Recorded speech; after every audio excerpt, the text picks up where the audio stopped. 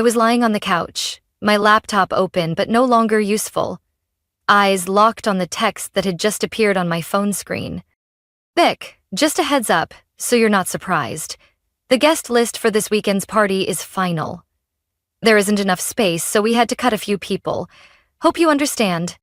The message was from Noah, my younger brother who had just completed his 18-month military service. And me, the one who sent dozens of care packages all the way to his base in Germany, who stayed up through time zone differences just to talk to him when he was feeling down, was now cut from his welcome home party. I stared at the screen, waiting for another text. Something like, just kidding, you're a VIP. But nothing. Just a cold, matter-of-fact exclusion. No explanation. No guilt. It felt like something dropped to the bottom of my chest. A quiet impact.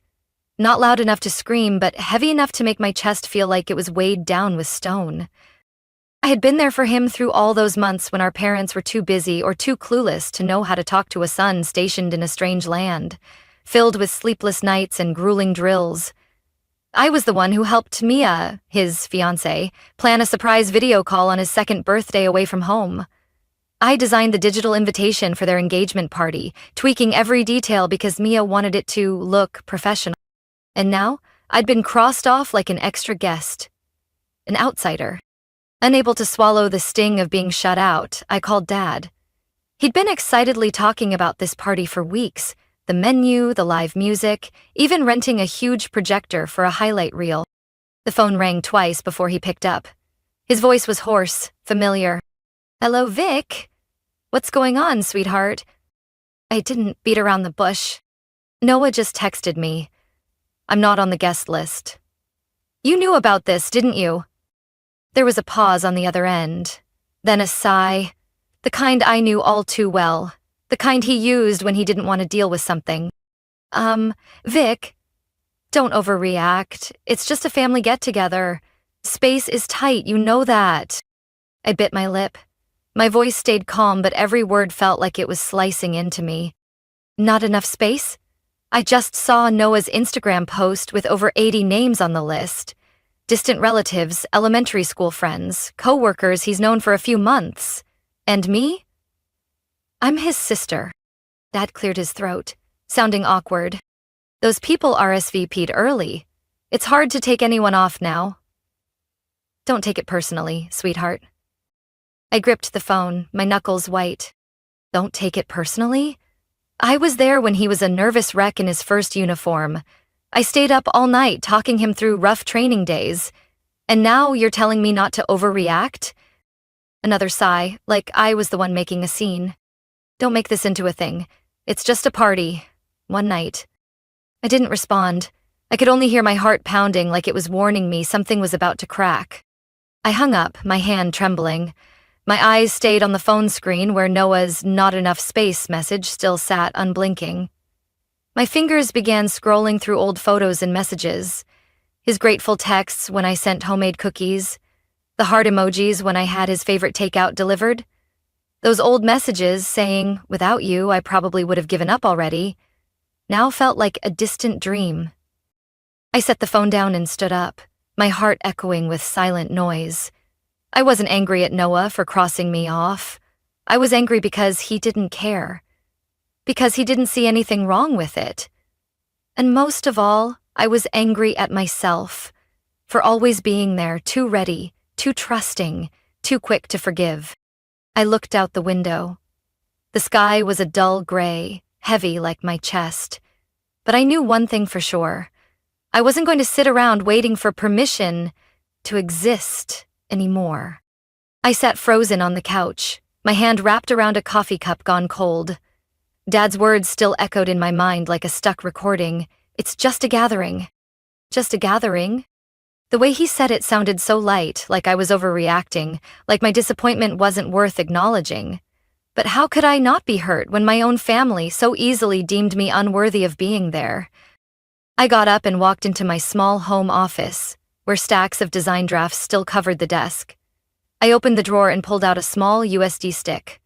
On it was the design file for the Welcome Home Noah poster, something I'd created for free without being asked. because I thought it was what family did. I remembered staying up until nearly 2 a.m. just to find the exact font Mia liked, something delicate, elegant, with soft curves. She sent me a heart emoji after I emailed the final draft. Noah never said thank you, but I didn't mind then. I thought, if it made him happy, if things went smoothly, that was enough. I remembered when he texted me at 2 p.m. during a training break. "Sis, my car broke down. I don't know what to do."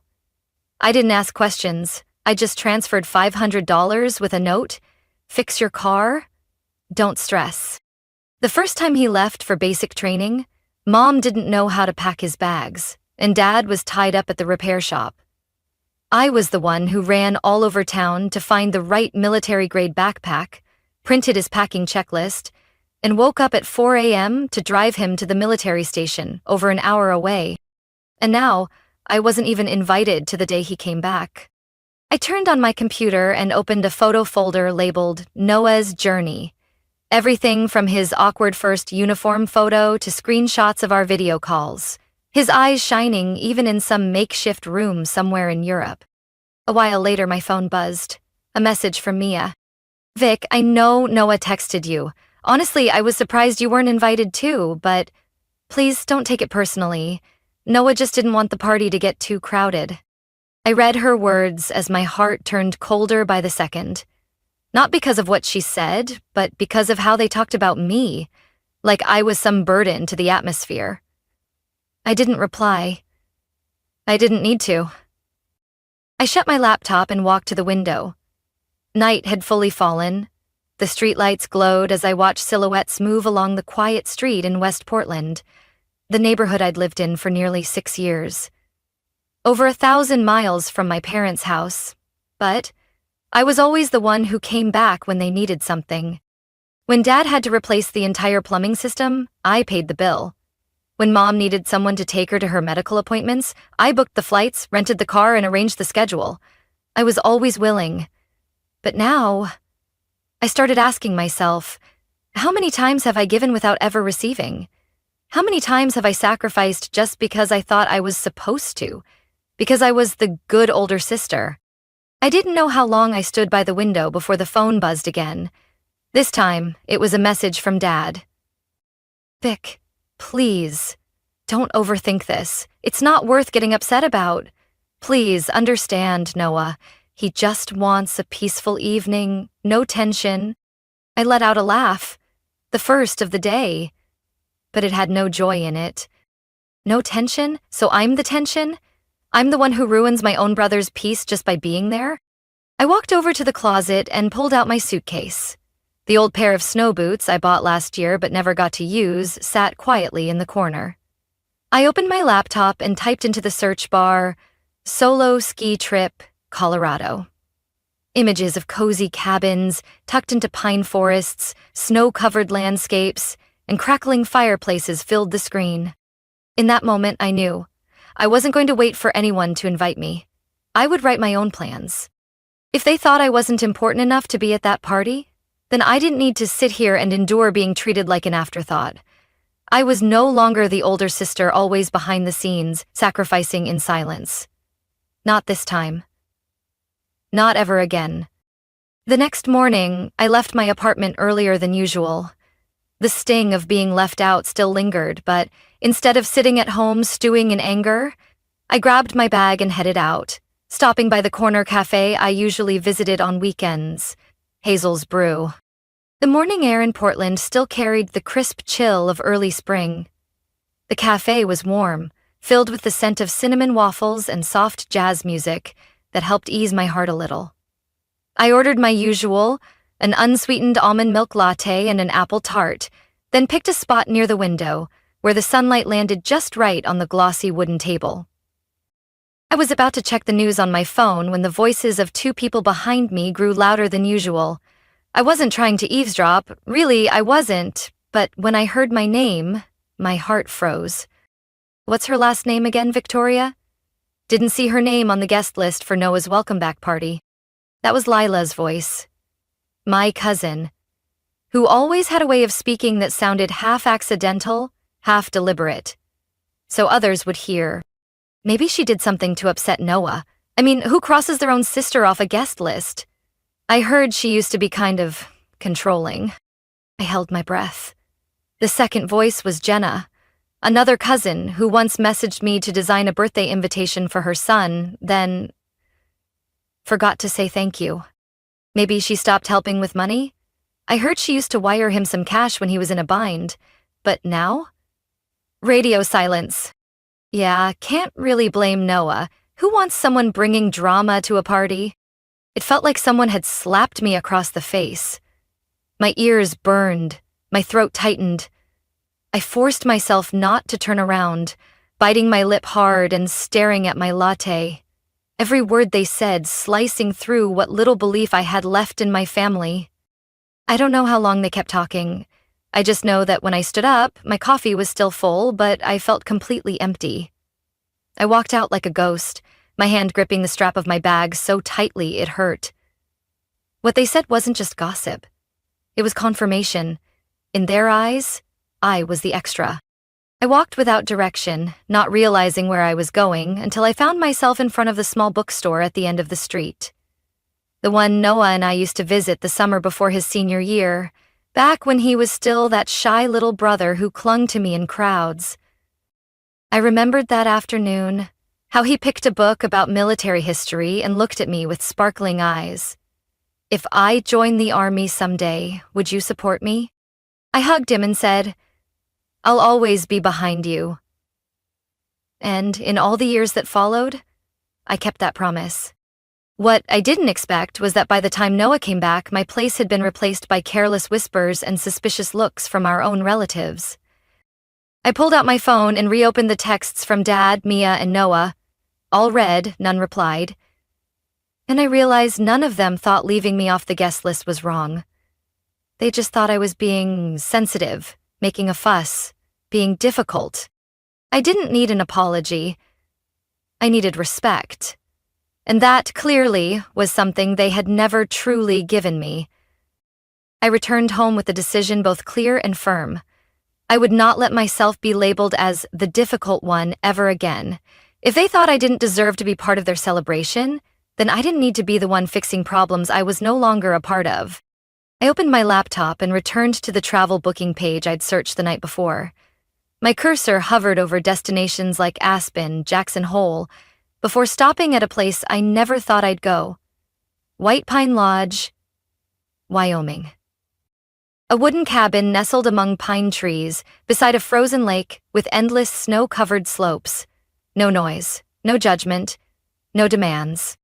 I clicked book. At that moment, I didn't know what was waiting for me in Wyoming. But I knew one thing for sure. I was done being the forgotten one. That night, I sat alone on the living room floor, soft yellow light spilling onto the warm wooden floor, my empty suitcase open beside me like a void waiting to be filled. The apartment was so quiet I could hear the ticking of the clock. I had just booked a ski trip to White Pine Lodge in Wyoming, a place I'd never been, never imagined would mark the beginning of my self-rescue. I didn't book economy class, not this time. I chose first class, and I didn't hesitate when I hit the payment button. If I'd spent years prioritizing everyone else's feelings, sweating over every little detail for parties that weren't even mine, then this time I would choose myself. Every single moment. The cabin I picked was a private one right by the frozen lake, with wide windows looking out at snow-covered mountains and a real wood-burning fireplace. It came with a full package. A private ski lesson, lift tickets, even a fine dining dinner at the resort restaurant. The total cost might make some people wince, but I didn't care. I was used to spending money on others. This time, I was investing in myself. Friday morning, I arrived at the airport early, wearing a thick, cream-colored coat and the beige knit hat I bought last year but never got to wear. Sitting in the first-class lounge, hands wrapped around a hot cup of tea, watching planes glide past the windows, I felt a lightness, as if I'd just cut the cord tying me to years of heavy expectations. The flight to Wyoming was smooth. The flight attendants treated me like I was truly VIP, and maybe, for the first time in my life, I felt like I deserved that. When the plane landed in Jackson Hole, the biting cold made me shiver, but it was a good kind of cold, a cold that snapped me into clarity. Like my body was shedding every last trace of careless words, heavy silences, and looks that no longer saw me. The driver who picked me up was a middle-aged man named Hank, with salt and pepper beard and a warm voice. "First time at White Pine?" he asked while fastening his seatbelt. "Yes." I heard it's peaceful and beautiful, hoping it lives up to that. "Better than you'd expect," he smiled, squinting behind his sunglasses. "People come here to find themselves. Maybe that's what you're doing too?" I paused for a moment, then nodded gently. "Maybe I am." The road from the airport wound through snowy pine forests, wooden cabins scattered along the mountainside, like a holiday postcard. When we pulled up to the gate of White Pine Lodge, I couldn't breathe for a second. It was stunning. A main lodge built of wood and stone, snow-covered shingles on the roof, a soft plume of smoke curling from the chimney. It all looked like something out of a fairy tale. The receptionist, Tara, a woman about my age with a long braid and cheeks pink from the cold, greeted me with a warm smile. "You must be Victoria? Your cabin is ready. And here's a welcome glass of wine. We hope you have a wonderful stay." I took the glass of red wine, my hand trembling slightly from the cold. Or maybe from emotion? I wasn't sure. The cabin was tucked deep in the quietest part of the resort. When I stepped inside, the warmth from the fireplace made my cheeks flush. A bed with a fluffy down comforter, an armchair beside the fire, a small bookshelf with winter novels, and outside the window, a frozen lake glinting under the sunset. I set my suitcase down, sank into the thick wool rug, poured myself a glass of wine, and just sat, quietly. No phone notifications. No guilt-tripping messages. No one asking me to be the bigger person. Just me. And the kind of peace I'd dreamed about for so long. I opened my phone and posted a photo of the cabin with the caption, "Not on the list? Then make your own list." I scheduled it to go live 2 hours later, just when I knew the party back home would be starting, so they'd know I wasn't just missing. I chose to disappear with purpose and grace. That night, I sat by the fireplace with a book, occasionally looking up to watch the snow fall outside the window. And in that moment, I knew without a doubt I had made the right choice. I had just poured myself another glass of red wine when my phone buzzed for the third time in less than 5 minutes. The screen showed Mom with the familiar 3 dots, like she was typing something so long it needed serious thought. I didn't bother opening it. Instead, I tucked my feet up on the armchair, pulled the soft fleece blanket over my legs, and brought the wine to my lips. The aroma held a hint of berries and oak, warm, elegant, completely opposite to the chaos waiting in my inbox, just as I'd predicted. The moment my cabin photo post went live, right on schedule, the reactions from my family exploded like wildfire. The simple caption, "Not on the list? Then make your own list," paired with the image of me sitting by the fire, glass in hand, snow glowing through the window. Didn't need a tag or explanation, but everyone got it. And just like that, the message storm began. "Mom, Vic, what are you doing? Don't let your emotions make you act like this. Everyone was hoping you'd be there. Dad, this is Noah's celebration, not the time for theatrics." "Noah, are you serious? Posting that kind of photo and letting everyone gossip? What do you want?" I let out a soft laugh. "What do I want? I just want to be acknowledged. But clearly, that's still a luxury in my family." A few minutes later, another message popped up. From Mia, Noah's perfect fiancé, the one who had once thanked me profusely for helping plan their engagement party, and now sat silent as a statue while I was excluded from this welcome celebration. "Mia, Victoria, I don't want to see you hurt. But things will only get worse if you keep this up. You're putting Noah in a tough spot."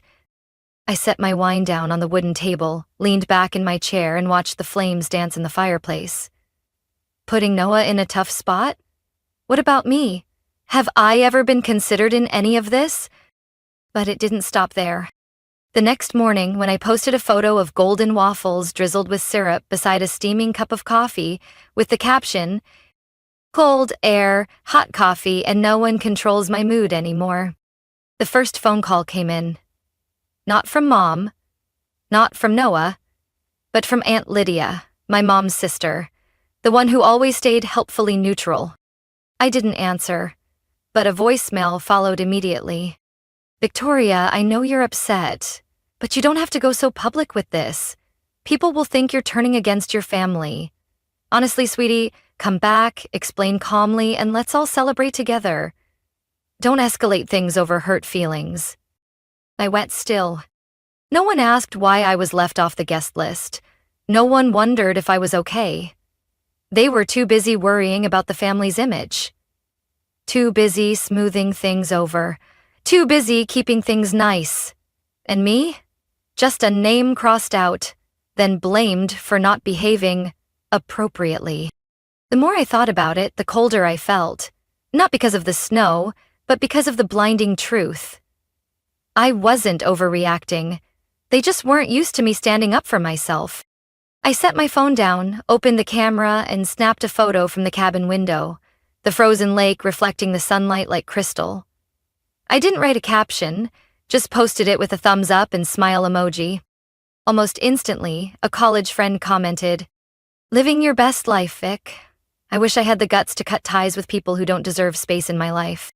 A former coworker wrote, "I was once the shadow in my own family. You're inspiring." I read every word, every emoji, and felt something strange stir in my chest. I wasn't alone. While my own family tried to make me feel like the problem, complete strangers could see my worth. That night, as the fire in the hearth faded to embers, I reopened my phone and found another message from Noah. "Noah, if you had just come, none of this would have happened. I really don't understand why you had to turn this into some big lesson." I quietly typed a few words, then deleted them. Finally, I replied, "This lesson isn't for you. It's for me, and I won't forget it." I hit send. This time, I didn't feel torn. I didn't feel regret. I just felt peace. And I knew I had taken another step out of that old cycle called endure, to be accepted. I was sitting on the wooden floor by the cabin window, wrapped in a blanket and sipping hot cocoa when the phone rang again. It was Carla, my cousin on Mom's side, the only one in our extended family I still kept in touch with, because she was smart enough to stay out of the drama and kind enough never to hurt others for her own gain. I picked up, and before I could say anything, her voice burst through, a mix of excitement and disbelief. "Vic, oh my God, sit down. You will not believe what just happened." I took a sip of cocoa, smiling softly. "Let me guess. Someone spilled the cake, or Noah said something dumb in front of Grandma?" No, this is way beyond that." I raised an eyebrow, sensing chaos was about to unfold. Carla's voice dropped to a whisper, like she was hiding in a corner to call me. Mia walked out, in the middle of the party, right after throwing a mocktail all over Noah. I nearly spilled my drink. "What?" "Yeah, turns out Noah got caught flirting with Rachel Myers, his ex from high school, the one Mia swore was never allowed in shared spaces." I leaned on my knee, heart racing. Rachel Myers. That name alone used to set me off, even if it was just a harmless birthday comment on Facebook. And Noah? Never really knew how to set boundaries. Mia really left? Not just left, Vic. Before storming out, she told everyone, "I was stupid to think you were actually a grown-up." Then bam, mocktail all over his crisp white shirt. Everyone froze. I didn't know whether to laugh or sigh. And Noah? After Mia left, he lost it, punched the brick wall by the door. Guess what happened? Broken hand? Bingo, right wrist, swollen like a grapefruit. They had to call an ambulance. Your mom was sobbing, saying everything's falling apart. Your dad ran around looking for help, but half the guests had already quietly left. I got up, walked to the kitchen, set down my cocoa, and leaned on the counter. The chaotic puzzle in my mind was coming together into something almost pitifully comedic. Carla wasn't done. Oh, and Uncle Pete, you remember? The one always bragging about whale watching in Alaska? He got so drunk he slipped and face-planted right into the punch bowl. I burst out laughing. No way. I swear, but the best part, Grandma, wanna guess what she said? I stayed quiet, sensing the punchline would land hard. Carla took a deep breath, then lowered her voice like she was sharing a golden secret. She looked Noah straight in the face, hand bandaged, shirt soaked in punch, and said, "You're paying the price for cutting out the one person in this family who truly loved you unconditionally. Don't expect forgiveness from the heavens when you erase your own blood." I froze. I had always thought Grandma sided with my parents, always choosing peace over justice. But today, she said that straight to Noah's face? Carla continued. She stood up, grabbed her cane, and walked out like a queen. No one said a word. Vic, you weren't there, but you were still the center of tonight. I walked back to the couch, holding the phone in both hands. I don't even know what to say. Carla giggled. You don't have to say anything. You didn't need to be there for them to realize how important you are. They wrecked it all by themselves. And this time, you're not the one paying the price. I looked out the window. Snow was still falling softly. The pine forest outside my cabin stood silent, untouched. Inside and out, it was all still and calm. And somehow, in the chaos of a party I wasn't invited to, I felt free. I had just stepped out of the hot tub on the cabin's porch, towel wrapped around my shoulders, still scented with herbal oil, when my phone buzzed again. Another message, this time from Noah. If you had been there, none of this would have happened. I stared at the words, my finger hovering between two impulses: delete it immediately or save it to remind myself that some things, once said, can't be unsaid. I didn't reply. Instead, I sat down on the wooden chair beside the outdoor fireplace, watching snow gather on the pine branches, feeling a strange mix of bitterness and quiet amusement. They had made me the family's shield for years, only to panic when I stopped standing there to absorb their fallout. My phone buzzed again. This time, it was Mom. Can you stop being childish?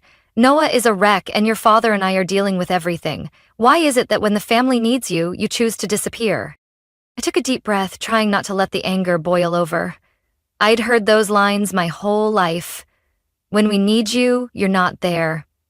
Why can't you be more like your brother and just take a step back? Family means sacrifice. But this time, I was different.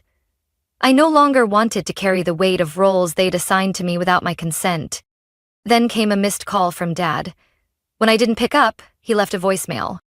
Victoria, I don't understand why you're blowing everything up over not being invited to a party. Your mother's been crying all night, and Noah's in pain, physically and emotionally. You're an adult. You should know this is when you need to come back. I pressed my lips together, eyes focused on the screen that lit up with another new message. This time from Mia. Vic, I know I have no right to ask for anything, but I'm honestly freaking out. I don't know what to say to Noah, to his parents, to our friends. Everyone's looking at me like I ruined everything. If you could just talk to Noah, even for a moment, maybe he'd calm down. A shiver ran down my spine. They were blaming me. Not one person asked why I wasn't at the party. Not one of them considered that maybe I stayed away because I was tired. Tired of being the one to fix what no one else ever tried to keep whole. I opened my notes app and typed a single line. Not being there to clean up the mess doesn't mean I caused it.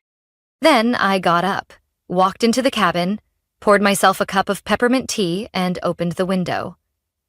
The cold air swept in, carrying the scent of pine and melting snow. I knew this for certain.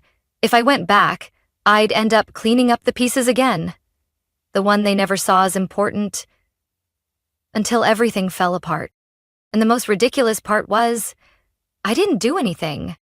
Noah flirted with his ex. Mia walked out. My parents lost control. and me. I simply wasn't there, and yet somehow became the center of the fallout in their eyes. I picked up my phone and scrolled through all the messages, pausing on Mom's, "Can you stop being childish?" I pressed and held, selected forward, sent it to myself, and titled the conversation, "Why I'm Not Going Back." Then I went into settings and muted the family group chat. I needed silence. Not to forget, but to remember exactly why I walked away. As night fell, the firelight danced across the wooden walls again. I opened the book I brought, a novel about healing, and read slowly, page by page. No messages, no guilt-tripping voices, just the wind brushing the cabin roof and words whispering of freedom. And I knew, no matter how hard they tried to pull me back, I wasn't in that old place anymore. I had stepped out of my old role, the silent endurer, the peacemaker, the one who was never allowed to be angry, hurt, or say enough. I woke up to sunlight peeking through the wooden blinds, casting a soft golden glow across the ash-gray blanket. The wind whispered outside the window, mingled with the sound of snow falling on the roof, and my heart felt calm. My phone sat quietly on the nightstand, just a lifeless metal block I'd switched to airplane mode the night before, after reading Mia's final message and silently blocking them all. Noah, Mom, Dad, and every relative who thought they had the right to judge. I didn't feel guilty. On the contrary, for the first time in years, I felt at peace. After a simple breakfast of toast and strong coffee, I suited up for skiing and stepped outside. The view unfolded like a painting, towering pines draped in snow, sunlight streaking down the white slopes, and in the distance, a group of people laughing as they strapped on skis. That morning's lesson was led by Sam, a blonde instructor with a bright smile and pale blue eyes that held something understanding. He gently adjusted my stance, encouraged me every time I stumbled or wobbled in the snow. "Don't fight the slope, Victoria, just relax, trust your body. It knows the way." I laughed after my third fall, snow clinging to the back of my jacket. "That sounds like a life lesson." "Maybe it is," Sam winked. "I've met a lot of people who came here to escape something, but once they dared to glide down that first hill, they realized what they really needed was freedom." I looked at him, feeling something catch in my chest. He probably had no idea how close to home that landed. In the afternoon, I joined a snowshoeing tour around the frozen lake. The guide, Linda, was a warm, witty woman in her 50s. Beside me walked a couple from Seattle. Mark and Jamie, probably in their 40s, spending their annual winter break at White Pine Lodge. "First time traveling alone?" Jamie asked as we paused by an old pine tree. I nodded, a bit shy. "Yeah, and first time not carrying other people's expectations." Mark chuckled, pointing to the circle of footprints in the snow. "Then you're headed the right way. Some trips aren't about going toward someone, they're about getting away." That evening, I stopped by the bar at the lodge. Soft, amber lighting, acoustic guitar under a wooden roof, and people huddled close to the fire, sipping drinks and swapping stories. Sam saw me and waved me over to a table where a few guests had gathered. I sat down, ordered a glass of red wine, and minutes later was laughing out loud at a Canadian guy telling the story of his epic wipeout on last year's slope. No one asked where I was from. No one pried into why I was alone. And I realized, sometimes, the best thing a stranger can do for you is not try to unpack your past. That night, I returned to the cabin with cheeks flushed from the wine and the cold, but my heart was warm. I took off my coat, wrapped myself in a blanket, and sat by the fireplace. The flames danced, the wood crackled, and I pulled out the journal I brought from home. Flipping to the first empty page, I wrote my first sentence in months. Freedom isn't running away. It's refusing to return to places that hurt you. I closed the notebook, placed it on the table, and for the first time on this trip, I turned my phone back on. The screen lit up with a flood of missed notifications, but I scrolled past them all without opening a single one. Instead, I opened my settings and kept the block list intact. So I didn't want another excuse. I didn't need another explanation for why I was excluded. I had chosen myself, and that choice had never felt clearer. I picked up my phone, opened the camera, and snapped a photo through the cabin window. The moonlight reflecting on the frozen lake, tree shadows stretching across the snow. I wrote the caption, "I didn't disappear. I just started living where I belong." No tags, no expectations. Just me, finally being me. I sat on the cabin balcony, a wool robe wrapped around me, feet resting on a stool lightly dusted with melted snow, hands curled around a steaming cup of coffee. The sun was rising, painting the distant mountains in gold, casting a gentle shimmer through the pine branches like a soft blanket. No more message notifications, no more missed calls. Only the wind rustling through the trees and my heartbeat, steady and quiet in my chest, like a rhythm of life I'd forgotten I still had. That morning, as I walked down to the front desk to ask about the shuttle back to the airport, I froze mid-step. I looked at the calendar hanging behind the counter, eyes landing on the red-circled Sunday, my planned departure date. I looked up and asked Tara, the receptionist, with a smile warm as hot cocoa, if I wanted to stay one more week, is the cabin still available? Tara didn't look surprised. She tilted her head and tapped a few keys. Lucky for you, it hasn't been booked yet. Want me to hold it for you? I nodded without hesitation. I wasn't afraid of going back. I just couldn't see a single reason to leave a place where I finally felt like myself. That afternoon, while sipping wine at the resort bar, I got a message from Carla, the one cousin I still spoke to after everything. Your mom's organizing a family meeting next week, apparently to clear the air. Just a heads up, you're on the guest of honor list. I leaned back in my chair, watching the golden light sparkle through my wineglass. A slow smile crept across my face. Not from anger, but from knowing the game all too well. An intervention masked as concern, but really just a performance. A collective defense in which I'd be pushed back into the role of the one who needs to understand. I typed a short reply and sent it to Carla. I'm too busy enjoying myself. Good luck with your mess. No exclamation mark. No fake warmth. Just a goodbye I wouldn't be taking back. Then I turned off the screen, flipped the phone face down on the table, and didn't touch it for the rest of the day.